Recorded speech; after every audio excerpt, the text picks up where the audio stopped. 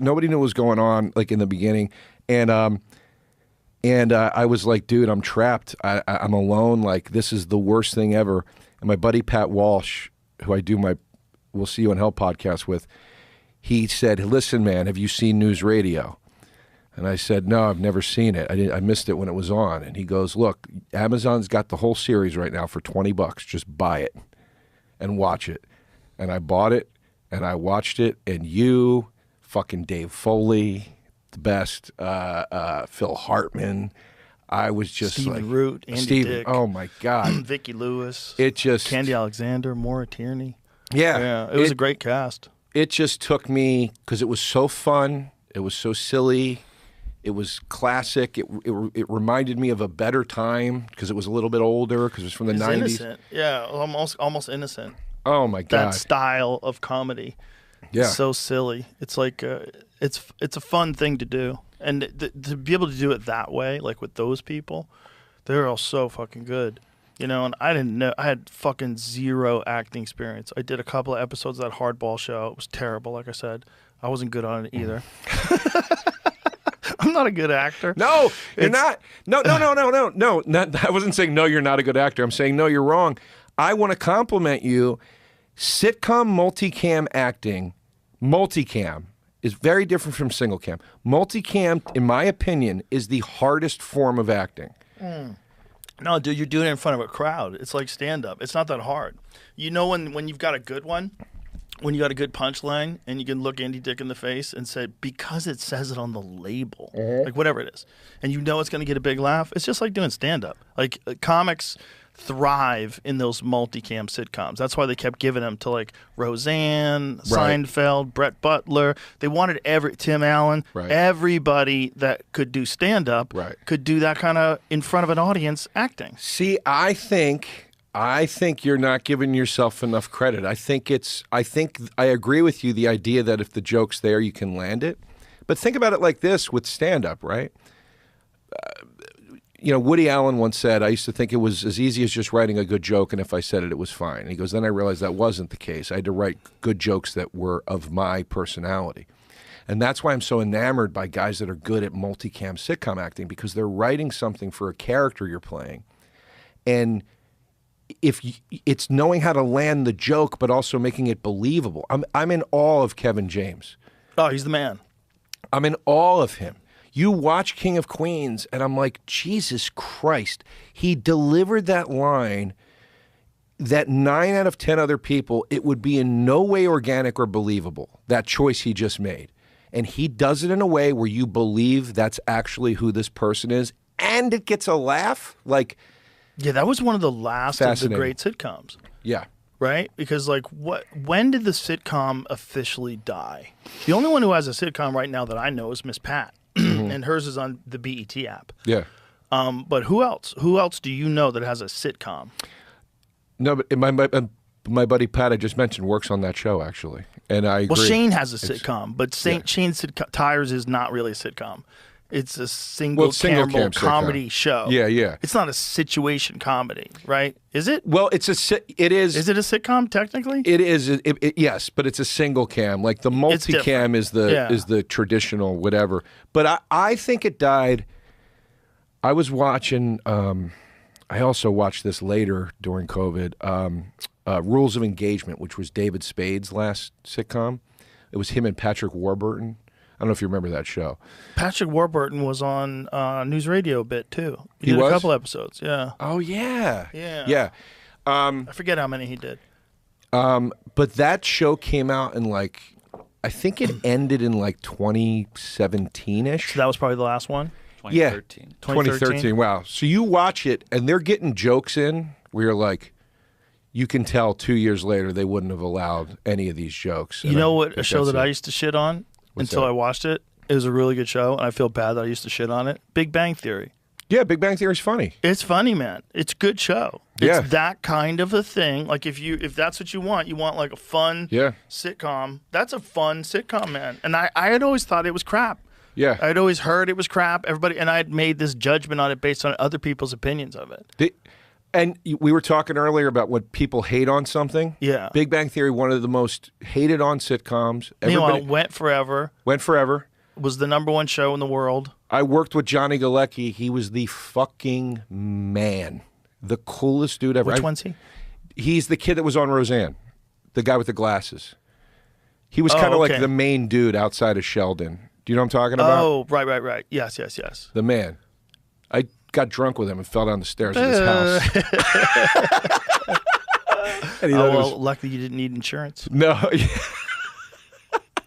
That would have been another story. And then they fucked me over. Yeah. Bro, speaking about getting fucked over, want to hear a story that I've read today?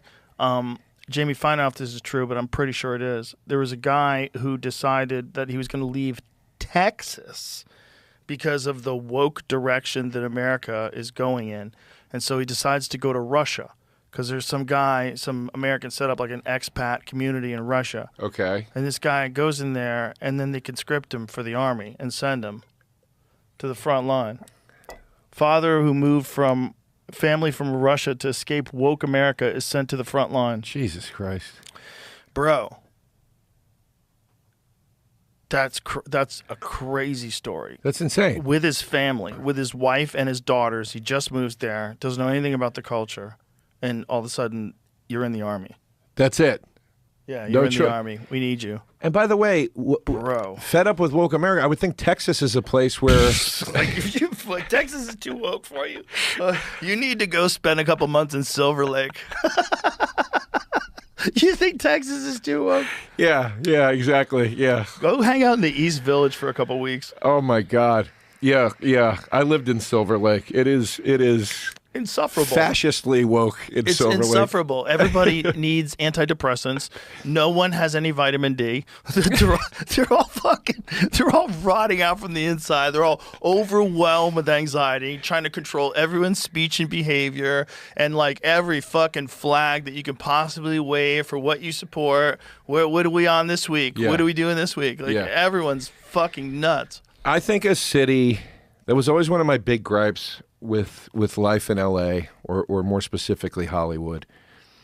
I think a city where you have to drive to get to the bar, you got a problem, because nobody's able to just go out the front door, go down the street, and just have some fun. Right. Everything it's got to be planned. It's got to be this, it's got to be hard that. to park. Yeah, so nobody cuts loose. Also, you're always in your car. So you're always isolated from other people. Yes. Until you integrate, and then you're back to my isolation. And in New York, you have to integrate. Like you get on the subway, you walk down the street, everybody's there with everybody. Yep.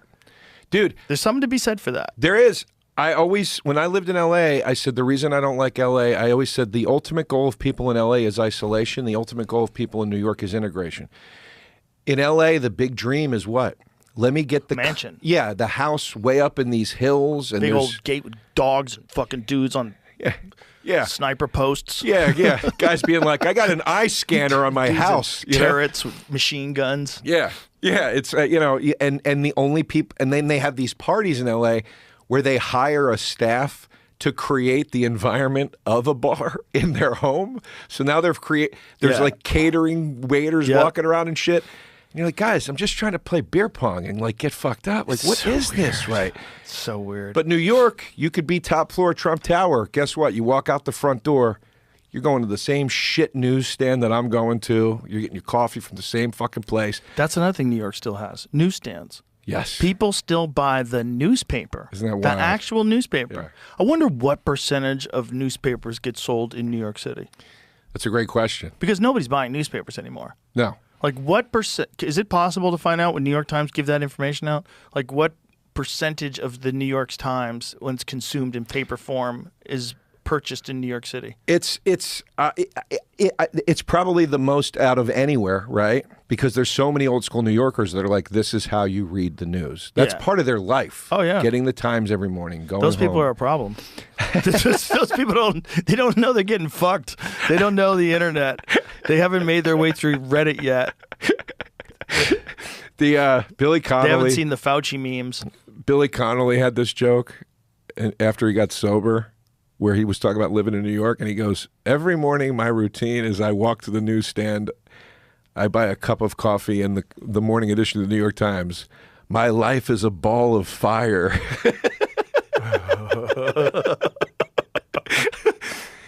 And then the funniest part of the joke is he said there was the same homeless guy every day that he would give money to. And he said one day the homeless guy goes, you know you don't have to give me money every day. And he goes, I know you, I don't, you little fucking cunt. Jesus. It's better with a Scottish accent, right? It is, yeah, it is. There's something to be said for living jammed up with people. But I think ultimately the problem is it's just overstimulation. I don't think it's good for peace of mind.